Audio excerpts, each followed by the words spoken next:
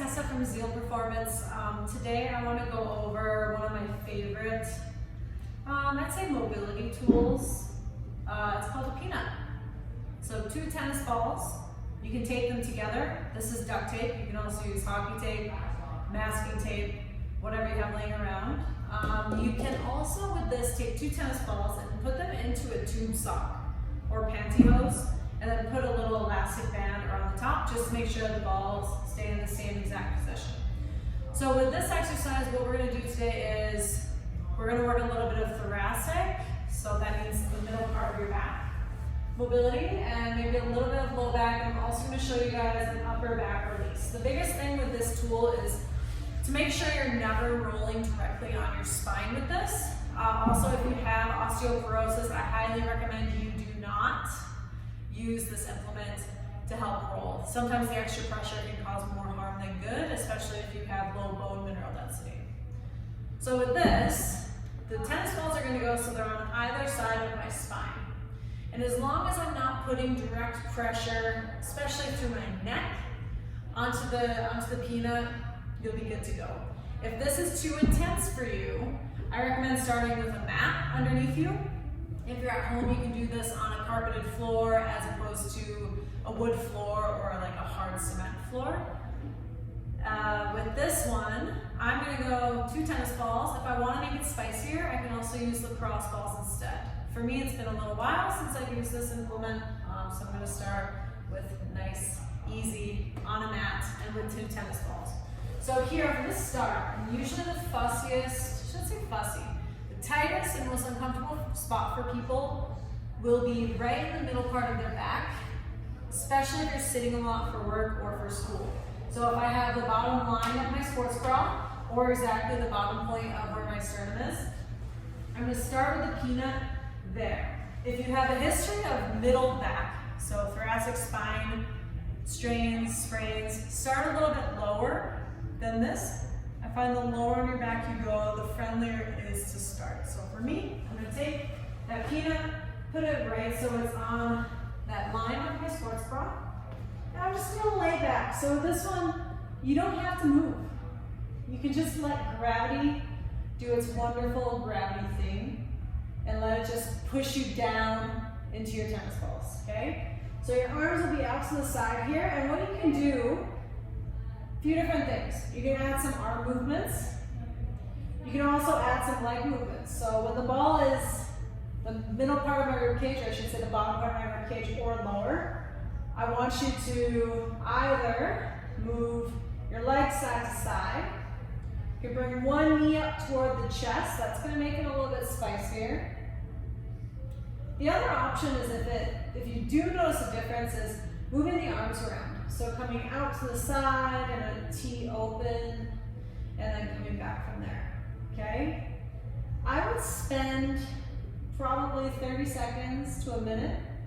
If you feel like you're trying to lay back and you're like, ooh, ooh, ah, ooh, too aggressive, ah, then go up a little bit higher. You have more mobility through this portion of your spine, especially in this exercise. Coming up and letting your rib cage lift up and take some of the pressure off the low back. Okay? The other thing you can do if it's too aggressive is lift your hips up and just kind of gradually unweight through the hips and through the spine onto the ball. Okay? So at this point here, I have like the bottom portion of my rib cage. That's where my peanut is sitting. Okay? To do a little bit of a low back roll, you're going to hug your knee in towards your chest. And you're just going to kind of rock it side to side. As soon as I have my knees towards my chest, what I'm doing is I'm rotating my pelvis back and getting a lot more pressure into the ball this way.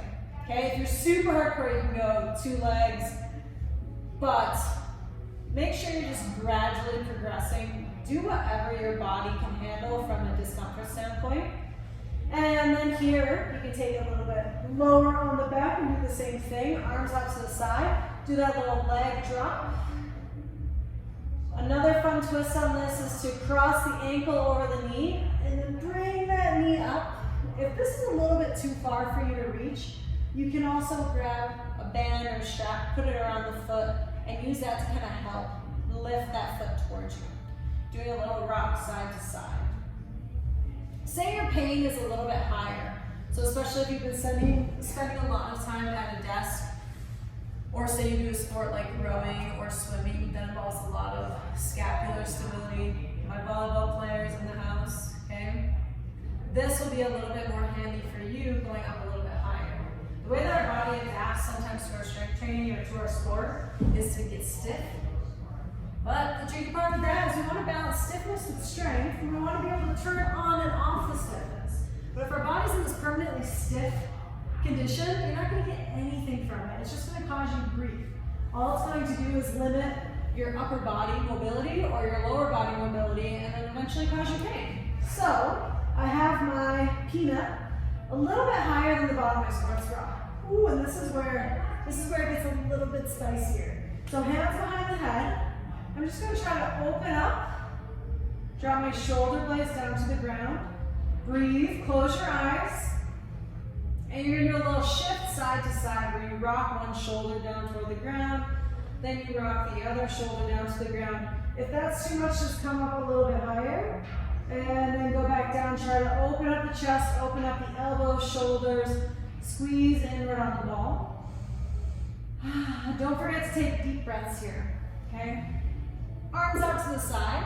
This is your T open and close, but what I want you to do is I want you to alternate. One palm up, one palm down. And while you're doing this, you're reaching your fingertips. So you're going to pretend like someone's pulling on your middle finger and extending and reaching your arms out to the side. That's going to help spread through those shoulder blades and get you a little bit more out of this movement. From here, you're going to take your arms up overhead. And you're just going to do a backstroke arm alternating. Exactly the same thing here as with your one palm up, one palm down. Reach, reach, reach through those fingertips. So you're reaching through the fingertips, trying to go as high and as low as you can, while you are also reaching up toward the ceiling. Ooh, this is good stuff. And now I'm going to take the tennis balls a little bit higher. I'm going to show you one more here that's really good. You're going to go into that Y position up overhead. So again, you can kind of rock your body side to side, trying to work through that. A lot of people try to do little rolling. I mean, you can, it's just too much work in my opinion. Just like chill, let gravity do its thing, be a human, just flopping out on the ground. Here, arms up overhead in the Y position. You're gonna pull your elbows down, squeeze your shoulder blades together, and then reach up from there.